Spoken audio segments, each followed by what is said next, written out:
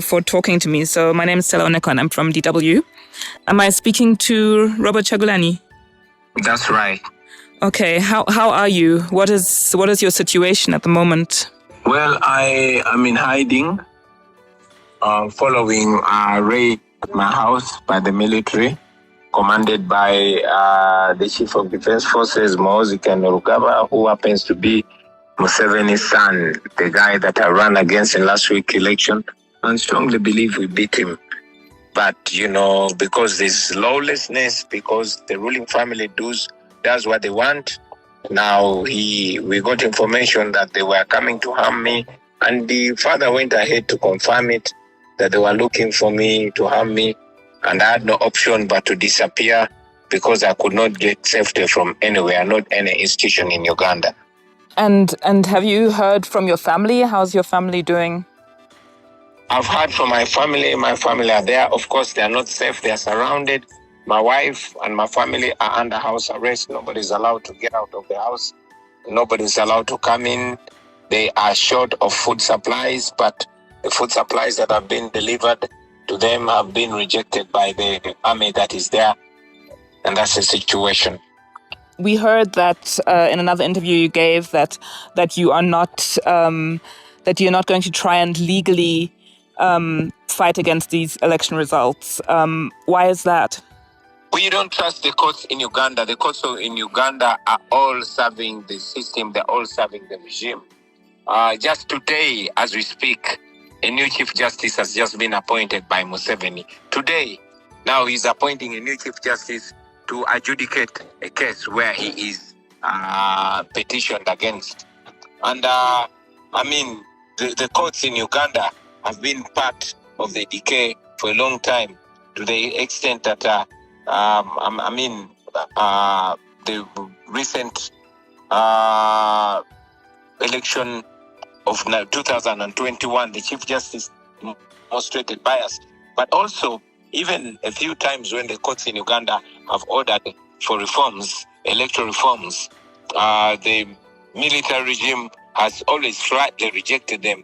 So we see no hope and we have no confidence in the court system. Our confidence is in the people of Uganda, and we've called upon the people of Uganda to defy the regime, to practice all manner of protests, including civil disobedience, for as long as it's not violent and it's legal.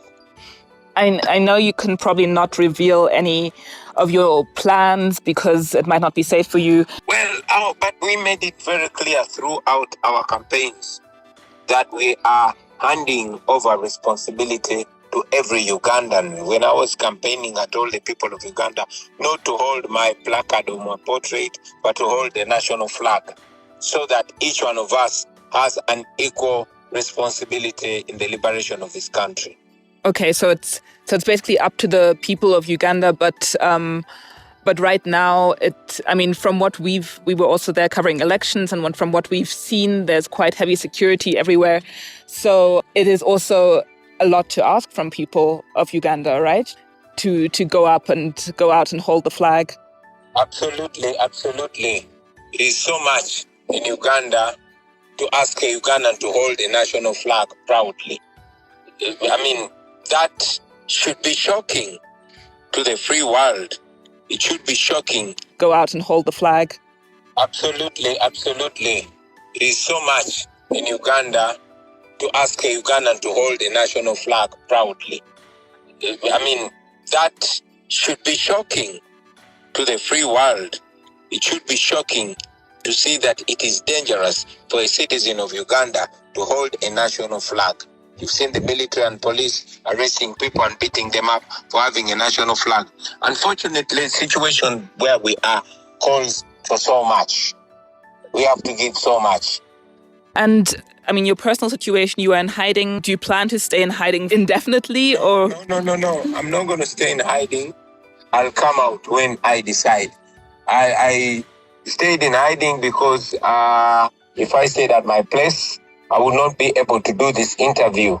The internet at my house is jammed and the network is cut off. My wife can only make maybe up to a few calls a day, painstakingly. So I'm out of my home in order to be able to speak to the world and to give guidance where I can give guidance, and also to defy the illegal house arrest, to show the regime in Uganda that I can beat them at their game and run away from them, even when they deploy hundreds of military